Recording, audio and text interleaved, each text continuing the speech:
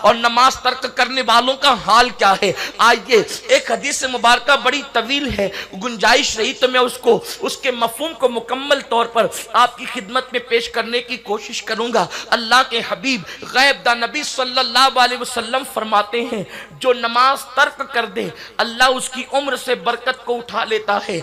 आज औरतें लंबी उम्र चाहती है, तवील जवानी चाहती है, हर औरत को ये तमन्ना है कि मेरी उम्र लंबी हो, लेकिन अल्लाह के हबीब फरमा रहे हैं, और सुनो, ये किसी मौलवी का कौल नहीं ताकि तुम उसमें शक कर सको, ये किसी लीडर का कौल नहीं कि तुम उसका मजाक उड़ा सको, ये किसी खतीब का कौल नहीं कि तुम उसके अंदर कीड़े निकाल सको, ये अल्लाह के हबीब का फरमान है। हुजूर अपनी जबान से जो कह दें, कायनात का निजाम दरहम बरहम हो सकता है, आने वाली क़यामत को लोग आने वाली क़यामत टल सकती है, लेकिन हुजूर का फरमान नहीं टल सकता। मेरे आका सल्लल्लाहु अलैहि वसल्लम के प्यारे दीवानों, अंदाजा फरमाए, लोग क़यामत की पेशिन गोइयां करते हैं, लेकिन लोगों की पेशिन गोइयों की हकीकत क्या है।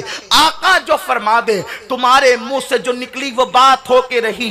अल्लाह के हबीब सल्लल्लाहु अलैहि वसल्लम फरमाते हैं, जो नमाज को तर्क करते हैं अल्लाह उनकी उम्र में कटौती करता है, उनकी उम्र से बरकत को उठा लेता है। अब आपसे पूछना चाहता हूं, अगर डॉक्टर कहे ये ग़िज़ा नहीं बल्कि ये ग़िज़ा इस्तेमाल करो ताकि तुम्हारी उम्र बढ़ जाएगी, तुम तंदुरुस्त रहोगी, तुम तवाना रहोगी, तो नादानो तुम उस पर अमल करती हो, हालांकि डॉक्टर की बात की कोई गारंटी नहीं। याद रखना, जिसकी उम्र अल्लाह घटा दे उसकी उम्र को एक सेकंड कोई नहीं बढ़ा सकता, लेकिन गैब दा नबी सल्लल्लाहु अलैहि वसल्लम फरमा रहे हैं, नमाज छोड़ने वालों की उम्र घटा दी जाती है, उम्र से बरकत उठा ली जाती है। उसके बाद मेरे आका मुस्तफ़ा जान रहमत सल्लल्लाहु अलैहि वसल्लम फरमाते हैं, नमाज छोड़ने वालों के चेहरे से नूरानियत छीन ली जाती है। आज ख़वातीन जो है खूबसूरत कहलाने के लिए कभी ब्यूटी पार्लर के चक्कर लगाती है, मेकअप का सामान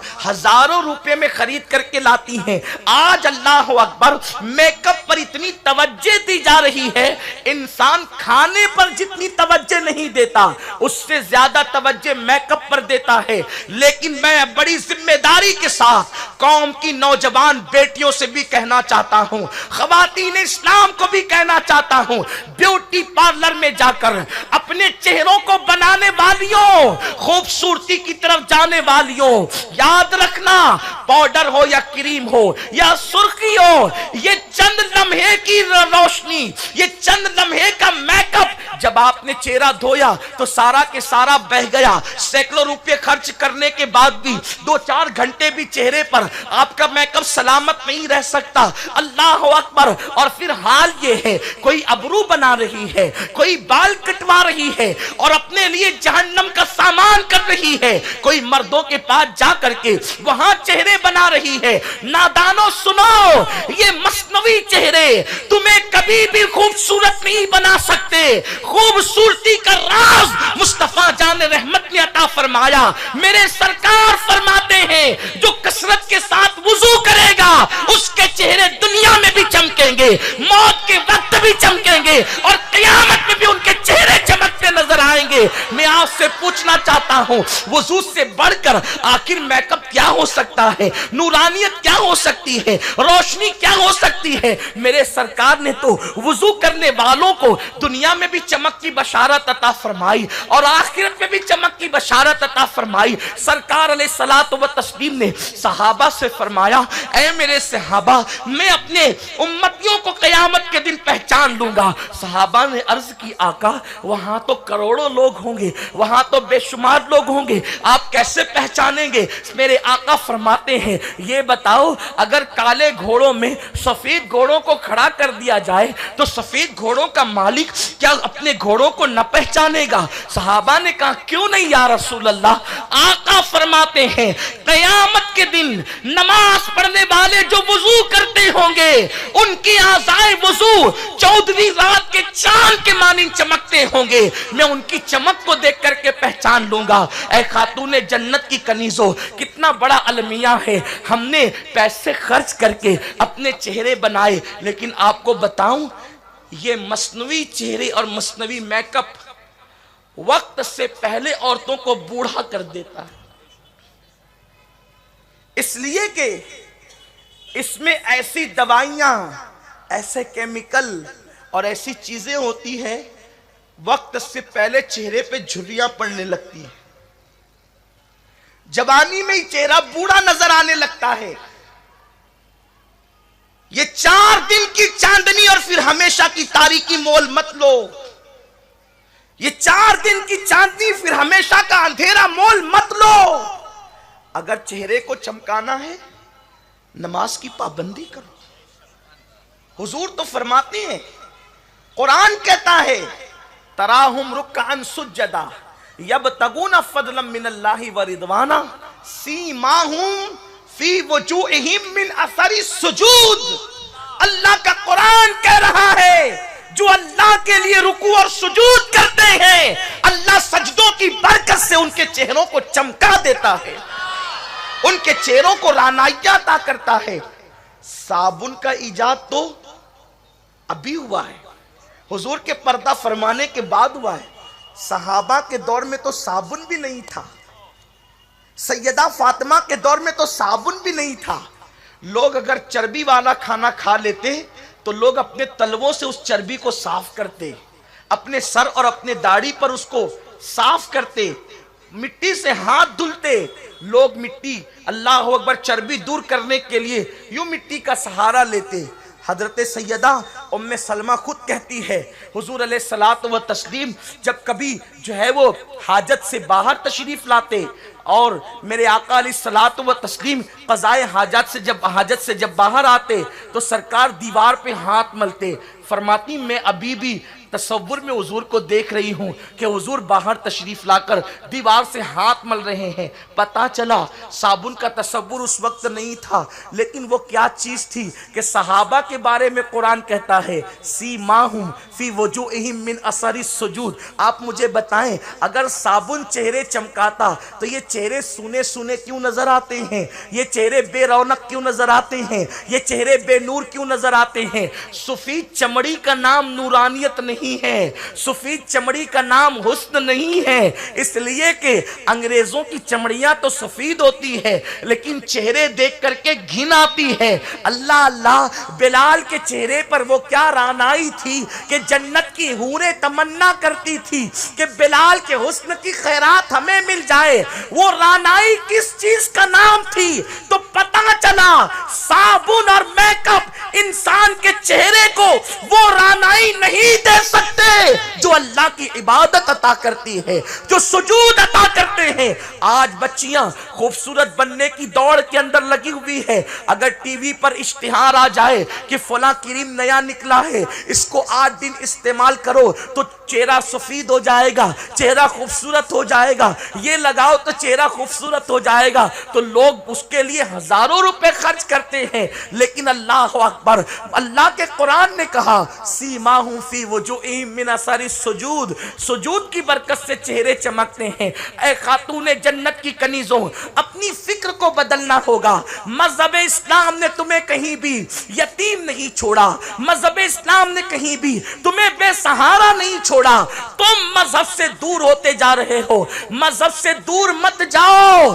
जो मजहब से दूर जाते हैं वो हलाक कर दिए जाते हैं, वो तबाह बर्बाद कर दिए जाते हैं।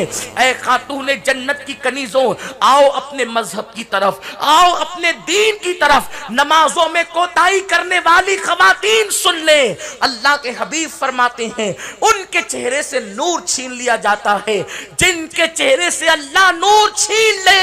ब्यूटी पार्लर उसके चेहरे को मुनव्वर कैसे कर सकता है? नुमाइशी हुस्न उसके चेहरे को रानाइयां कैसे दे सकता है? ऐ खातूने जन्नत की कनीजों, उसके बाद अल्लाह के हबीब मुस्तफ़ा करीम रऊफुर रहीम सल्लल्लाहु अलैहि वसल्लम इरशाद फरमाते हैं, जब कोई औरत नमाज पढ़ना तर्क कर दे, जब कोई मर्द नमाज पढ़ना तर्क कर दे, तो उसके काम लोगों की नजर में मकबूज हो जाते हैं, यानी लोग उसके कामों से नफरत करते हैं। आज हर घर में सास बहू का झगड़ा है, ननद और भावज का झगड़ा है, मियाँ बीवी का झगड़ा है। और आप जब झगड़े को लेकर के बैठो, उसकी पूरी तफसील सुनो, तो ऐसा लगता है कि झगड़े बेबुनियाद है, लेकिन घरों में आग लगी हुई है, तलाक की शराब बढ़ती जा रही है, घर घर तलाक, घर घर तबाही, घर घर बर्बादी। मैं कहता हूं ये आग जो लगी है वो सिर्फ बेनमाजीपन की बुनियाद पर। अल्लाह के हबीब ने पूरी सर्वे रिपोर्ट पेश कर दिया कि जब नमाज को तर्क करोगे तो लोग तुम्हारे काम से नफरत करेंगे। सास बहू से चिढ़ती क्यों है? उसके कामों से नफरत है। ननन भावत से चिढ़ती क्यों है? उसके कामों से नफरत है। शौहर बीवी से चिढ़ता क्यों है? उसके कामों से नफरत है। बीवी शौहर से चिढ़ती क्यों है? उसके कामों से नफरत है। और काम से नफरत क्यों पैदा होती है? अल्लाह के हबीब फरमाते जो नमाज छोड़ दे लोग उसके कामों से नफरत करते। हालांकि बेचारी लड़की सोचती है कि मैं शौहर को राजी कर लूं, सास को राजी कर लूं, नंदों को राजी कर लूं, देवरों को राजी कर लूं, जिठानियों को राजी कर लूं। कैसे राजी करोगी? नमाज छोड़ दी, हुजूर फरमाते लोग तेरे काम से नफरत करेंगे। और अगर नमाज पढ़ेगी तो तुझसे गलती भी हो जाए तो तेरी गलतियां भी लोगों को प्यारी लगेगी, खताएं भी लोगों को कभी कभी अच्छी लगने लगती, इसलिए कि कुर्बान जाए मेरे आका फरमाते हैं लोगों के दिल अल्लाह के दस्ते कुदरत में, बल्कि यहां तक फरमाया अल्लाह की दो उंगलियों के दरमियान है। अल्लाह की उंगलियां हमारी तरह नहीं है, वो उंगलियों से पाक है, जिस्मानियात से पाक है, लेकिन समझाने के लिए कि लोगों के दिल अल्लाह के इख्तियार में, उसके दस्ते कुदरत में, उसकी उंगलियों के दरमियान है। वो जिसके लिए चाहे मोहब्बत पैदा कर दे, जिसके लिए चाहे नफरत पैदा कर दे। अब आप मुझे बताएं, अल्लाह की इबादत छोड़ोगी तो तुम्हारे लिए नफरतों के बीज बोए जाएंगे, तुम्हारे लिए नफरतें पैदा होगी। घर घर नफरत कदा बना हुआ है। खाना अच्छा बना रही है फिर भी घर वालों को अच्छा नहीं लगता, कपड़े धुल रही है फिर भी घर वालों को अच्छे नहीं लगते। ये आग क्यों लगी है? अब मैं आपसे कहना चाहता हूँ, ऐ मेरी कौम की बेटी, तू कपड़े धुलने में 2 घंटे लगाती है, खाना पकाने में 2-3 घंटे लगाती है। काश कि मेरी कौम की बेटी तू नमाज पढ़ने के लिए 20 मिनट का वक्त निकाल लेती, नमाज पढ़ने के लिए 10 मिनट का वक्त निकाल लेती। नमाज की बरकत क्या है? तू नमाज पढ़े तो चेहरा मुनव्वर हो, नमाज पढ़े तो उम्र में बरकत हो, तेरे काम लोगों को अच्छे लगने लगे। और सुनो, काम के अंदर अच्छाई बुराई नहीं होती, बल्कि जो काम खुदा पसंद कर ले वो अच्छे लगते हैं, और जो काम खुदा पसंद न करे वो बुरे लगते हैं। डॉक्टर इकबाल से किसी ने कहा, इकबाल तुम्हारे शेर बड़े अच्छे हैं, तो डॉक्टर कहते हैं मेरा कोई कमाल नहीं है, यार को पसंद आ गए, लोगों को पसंद आ गए, जहां को भाने लगी है कलंदरी मेरी, वगरना शेर मेरा क्या है, शायरी क्या है। बात यह है जब वो पसंद कर लेता है तो टाट का पेवन भी हसीन लगता है, और जब वो नापसंद करता है तो मखमल को भी उतार के फेंक दिया जाता है। बात उसकी पसंद नापसंद की है, और उसको पसंद कब आती है? जब बंदा आजिज़ी करके अपनी सर सजदे में रख देता है, इसलिए कि उसको आजिज़ी बड़ी पसंद है। ऐ खातूने जन्नत की कनीजों, तुम्हारे मसाइल चुटकियों में हल हो सकते हैं, सास बहू के झगड़े की कोई हैसियत नहीं, तुम्हारे मसाइल चुटकियों में हल हो सकते हैं। बस इतना करना होगा, तुम हर दर पे गई नाकाम लौटी, छोड़ो सारे दर और मेरे रब का दर पकड़ लो, उसकी बारगाह में झुक जाओ। उसकी बारगाह में झुकने वाला कभी जलील नहीं होता। मेरे आका इरशाद फरमाते हैं, जब कोई बंदा अल्लाह की बारगाह में सजदा रेज होता है तो अल्लाह फरिश्तों से कहता है, फरिश्तों देखो सबको छोड़कर मेरे यहां आ गए हैं, मुझे अपनी इज्जत की कसम, जो सर मेरी बारगाह में झुकेगा मैं उसको कभी जलील होने नहीं दूंगा, मैं उसको बुलंदी ही अता करूंगा। इसीलिए आका फरमाते हैं, अस्सलातु मेराजुल मोमिनीन, नमाज मोमिनों की मेराज, उरूज पर ले जाती है नमाज। तो नमाज तर्क करने वालों के काम से लोग नफरत करते हैं। अल्लाह के हबीब अलैहिस्सलातु व तस्लीम फरमाते हैं, नमाज तर्क करने वालों का हाल ये होता है कि अल्लाह उनके रिस्क से बरकत भी उठा लेता है। आज रिस्क की बरकत की शिकायत, रिस्क की तंगी की शिकायत कहाँ नहीं। लाखों कमाने वाले भी तंगी की शिकायत कर रहे हैं, सैकड़ों कमाने वाले भी तंगी की शिकायत कर रहे हैं, नहीं कमाने वाले भी तंगी की शिकायत कर रहे हैं। क्यों? अल्लाह का दर छूटा, इसलिए रिस्क से बरकत गई। इतना ही नहीं, बल्कि अल्लाह के हबीब सल्लल्लाहु अलैहि वसल्लम ने इरशाद फरमाया, जब नमाज तर्क करने वाले मरते हैं तो पहले अल्लाह उनको जलील करता है, फिर उनको मौत अता करता है। ये बड़ी दर्दनाक बात है। लोग नमाज में सुस्ती करने वाले मौत से पहले जलील होते हैं।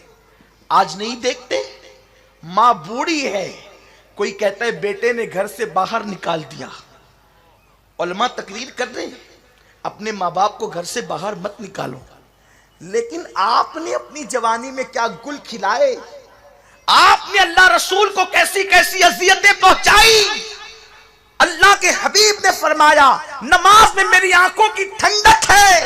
ए बूढ़ी माँ, आज तुझे घर से निकाला गया तो तू चार चार आंसुओं से रो रही है। तेरा बेटा तेरा बागी हो गया तो तू रो रही है, क्यों हुआ बेटा बागी? अल्लाह के हबीब सल्लल्लाहु अलैहि वसल्लम फरमाते हैं, जो शख्स नमाज असर को तर्क कर दे, अल्लाह उसकी औलाद को उसका नाफरमान बना देता है, उसकी औलाद को उसका बागी बना देता है। आप कहां हैं? नमाज से सिर्फ जन्नत नहीं मिलेगी, जो नमाज जन्नत तक ले जा सकती है वो नमाज दुनिया की आराइश नहीं दिला सकती। सैयद अमीन आपका अदना